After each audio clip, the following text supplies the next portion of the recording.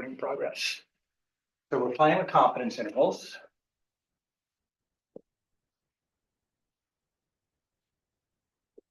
And to understand what this means, we're going to focus on the Oregon one down here. I need to define prevalence to start with. So what this says is the obesity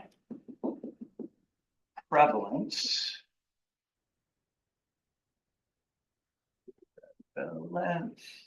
it's right there in front of me. I had it right the first time. Great. In Oregon is 33.6%. Okay, so that's a claim from the CDC. Whenever we get claims for a proportion, this is, or claims for a mean for a population, it always is based on a sample. And since a sample isn't the entire population, we can't just rely on a single measure to estimate the population. We have to go for a confidence interval. And so I'll get to what that confidence interval in a minute. But first, what is prevalence of obesity? So that would be, in this case, the number of people with a BMI, and actually these are not just all people, they are adults. That's important. With a BMI greater than 30.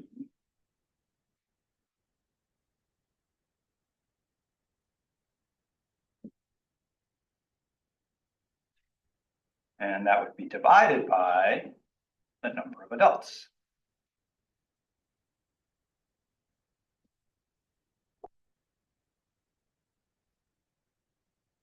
So that's for the whole population of adults in Oregon. When we make a claim like that, we would label that thing with a P. P for proportion. So P in this case is 0.336-ish. So they did a sample. We could look in the details later, figure out what their sample size is. It's probably pretty big, several thousand at least. They got the height and the weight of each person. I read that they were both self-reported heights and weights, which better to actually get them measured by a professional than self-reported, but that's what they collected. And then to calculate BMI, it's a division of weight by height squared. So something like, so again, this 30 is BMI, this 0.336 is a proportion of people that had a BMI higher than 30. Right, so we have two different numbers floating around here. And again, BMI is weight divided by height squared. And it's typically done in the metric system. So that would be, let's see, weight in kilograms, which is really mass, not weight. And then the height would be in meters, and then they square those meters. So it's BMI is kilogram per meter squared. If you do the calculation in pounds and feet, then you have to multiply it by a conversion factor to change it into kilograms per meter squared. There's a problem in the book like that, and there's a problem in that you'll check out later. Do we have any BMI measurements on this screen here? No, these are all percentages of people we think have a BMI that's higher than 30. Okay, so we don't want to confuse that. So this for New Hampshire is a 32.8%, and for Oregon, that's a 33.6%. Percentage of people we believe in that state have a BMI that's higher than 30. Now, they collected a sample. That sample had an actual number of people. So I'm just gonna, I don't want to spend time looking at the details of that, but I'm just gonna make a guess at what it was. So let's see. if I go to a calculator to help me just make something up, Desmos maybe, and they said what? It was 0.336 was the prevalence in Oregon. And let's say they surveyed 1,500 people. So if I multiply that by 1,500, I get 504. Cool. Okay, so what I'm going to suppose is that in a sample of 1,500 Oregon adults, 504 had a BMI greater than 30.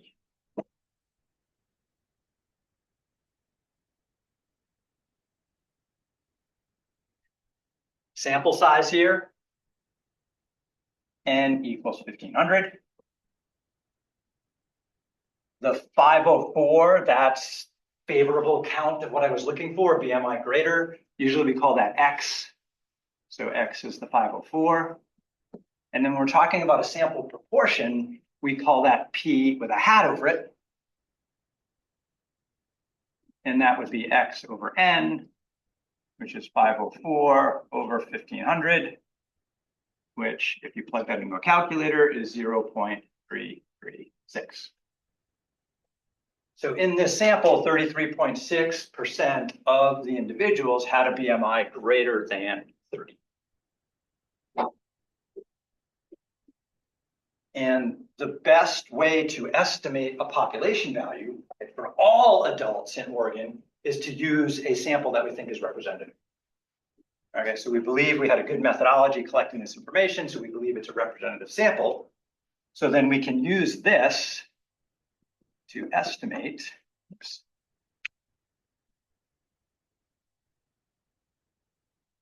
proportion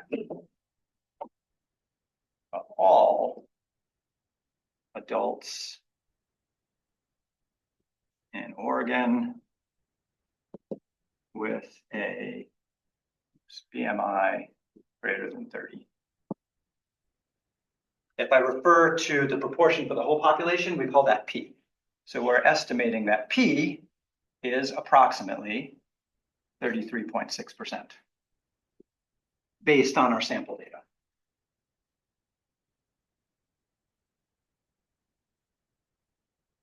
Okay, so we use a we use a sample statistic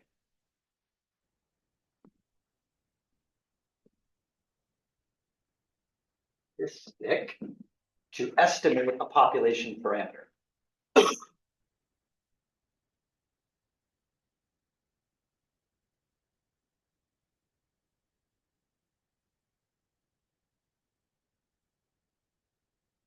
Okay, so what are some population parameters we might measure? Well, proportions, we do that all the time. Like the other day, we looked at the proportion of teens who think social media is harmful to people their age.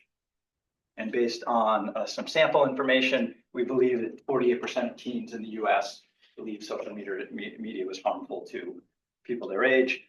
In this case, the population parameter is another proportion, right? Percent of people with a BMI over 30. Now, to get that proportion, we had to measure the BMIs, right?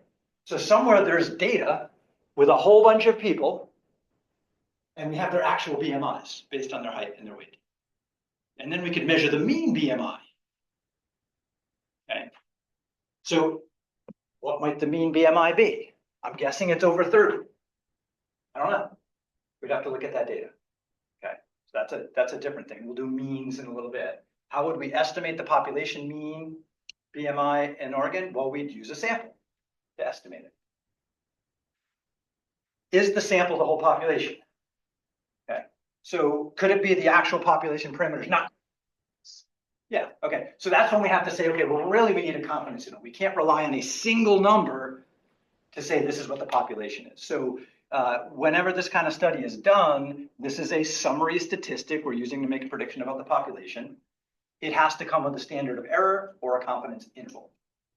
What did we get here? Well, if I look back, they gave me a confidence interval. And they said it's a 95% confidence interval. It's 32 to 35.3. So what does that mean? Let's jump into that next. So they have a 95% confidence interval.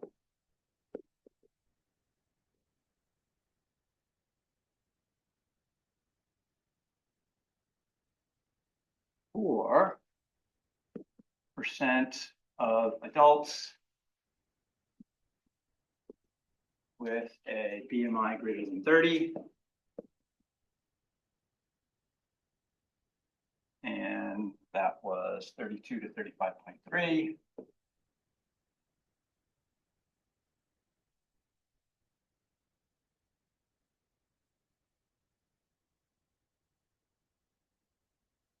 So if we were just talking about Oregon, we'd probably make a statement like,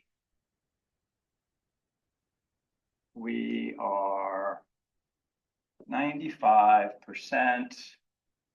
confident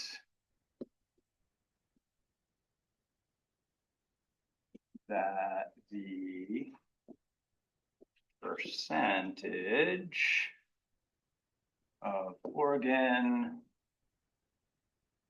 adults with a BMI greater than 30 is between 32% and 35.3%. So whenever we generate a confidence interval, we'll make a statement about it. That statement's called an interpretation of the confidence interval. This is the standard way you write it. You identify your confidence level, and then you say we are blank percent confident. We'll talk about what it means to be 95% confident later. And then we describe the statistic or parameter we're representing. So that's my parameter. What's a parameter? It's a measurement for the whole population. We're estimating with the sample statistic. And then we just state it's between this and this. And it's the same format all the time. Okay, so we're going to do a bunch of these today. All right, next, what's the margin of error here? So I talked about margin of error the other day, how it's related to the confidence interval. I want you to just make your best guess looking at this, what the margin of error is. Maybe draw a picture, maybe do a little math. Don't worry about being wrong. I'll show you how I do it in just a second. Give it a shot, write something down. Whip out a calculator if necessary.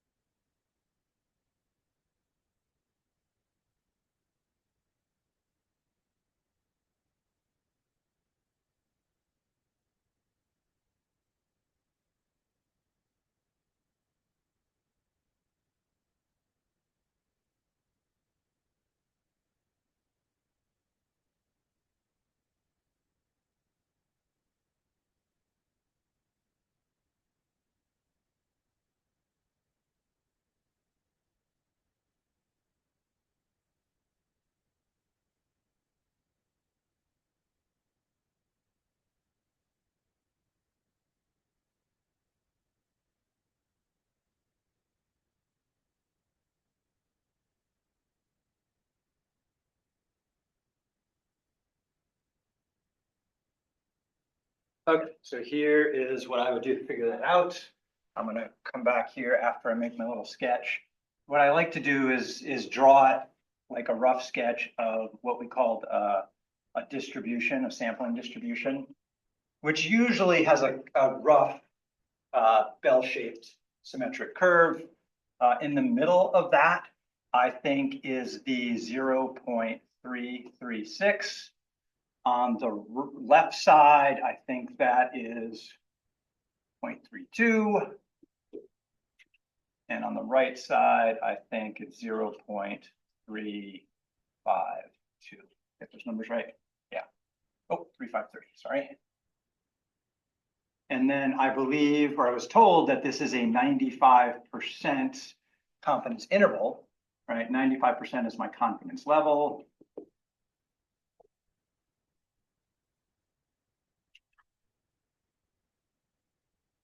Right. And the interval is right here. So that's my confidence interval.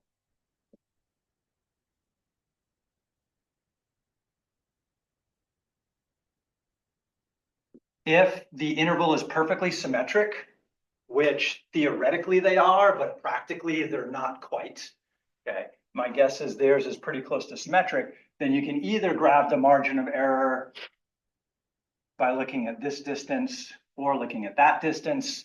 Since I don't count on it being symmetric, I usually find the distance all the way across and then cut it in half.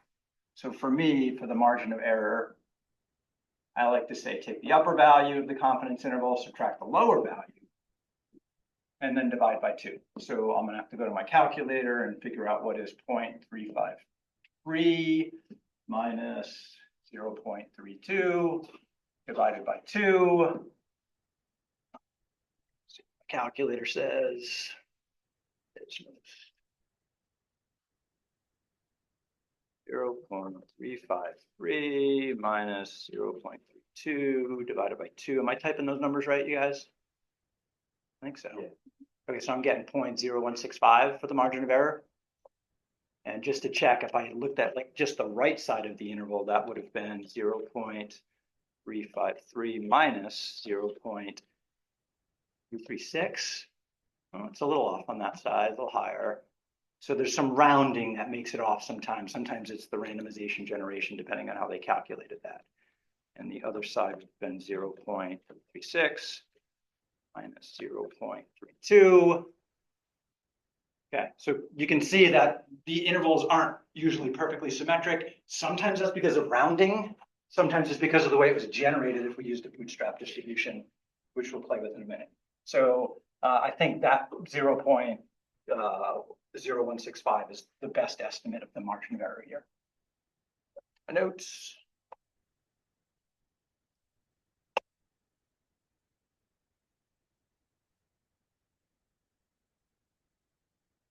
So again, we're going to put that in here too. So we're estimating based on this information, the margin of error is about 0.10165. So another way I could interpret the confidence interval, besides the one I did a minute ago, is I could write something like, we are 95% confident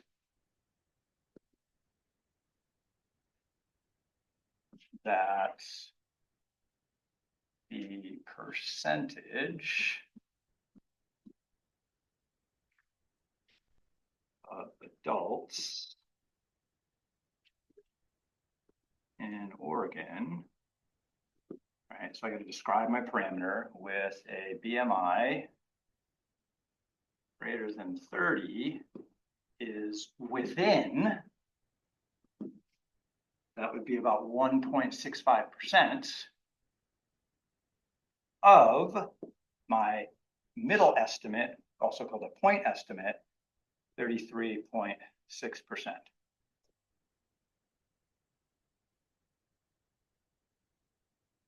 So this is another way to interpret a confidence interval. Notice it starts the same. The only thing that changed here is that part.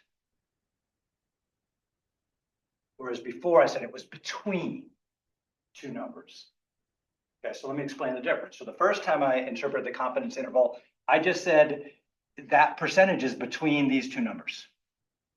That's the confidence interval. Somewhere in there is where I think the actual percent of adults in Oregon whose BMI is over 30, somewhere in there. This rephrasing of it says, I think that that proportion is within 1.65% of this number. So I'm saying, okay, start with this number. It could be 1.6 up to 1.65% higher. Or it could be up to 1.65% lower. Right? That's what within means, right? It's to the left that much or to the right that much. Can you see how that's really the same, saying the same thing? Okay. Now, if I were going to say these each to my mother, which one would she like better? She would like the first one better. So if I'm writing this up in the media to report to the public, I would state it the first way typically. But in a professional paper, you might see it this way more often instead. And sometimes they do just what the CDC did. They just say that's our confidence interval. It's a 95% confidence interval, right? They described the rest of it before. Just different ways to present it. Okay, so again, when I'm given a confidence interval, sometimes I want to know what the margin of error is. And the best way, given a confidence interval, to get the margin of error is that right there. Find out how wide the interval is, cut it in half. That's the margin of error. So could the population proportion be outside of this interval? Yeah, I'm not 100% sure because I don't have all the data. You can never have a 100% confidence interval, because if you did, you wouldn't need a confidence interval because you have the whole population. You know the number, right? So like for BMCC students, I wouldn't need to do a confidence interval because I have all of your information. So I wouldn't have to do like a confidence interval for GPA, average GPA. I can just calculate it because I have everybody. But if you don't have everybody, that's when you have to use estimates like this, and estimates have to come with a margin of error, or they have to come with an interval, one or the other. Either way, they're kind of the same thing. So there's two ways we can state a confidence interval.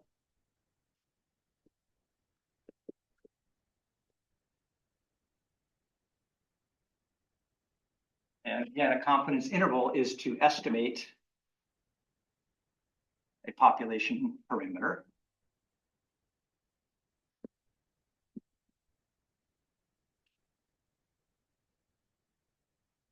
We can either state it as an interval with the lower number, comma, the upper number.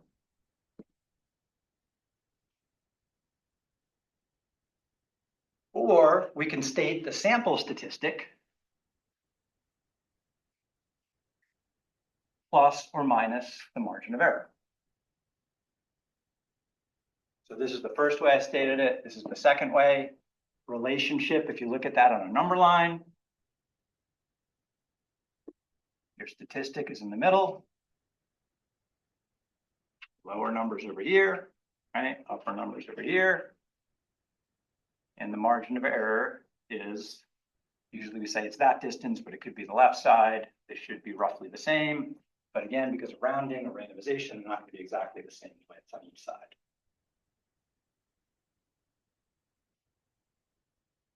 And side note, ME can be found by looking at the upper minus the lower. Okay. And that last formula is important because when we use Statkey to generate a confidence interval, it just gives us the lower and the upper, and then we have to do the calculation to find the margin of error. Statkey doesn't give us the margin of error automatically.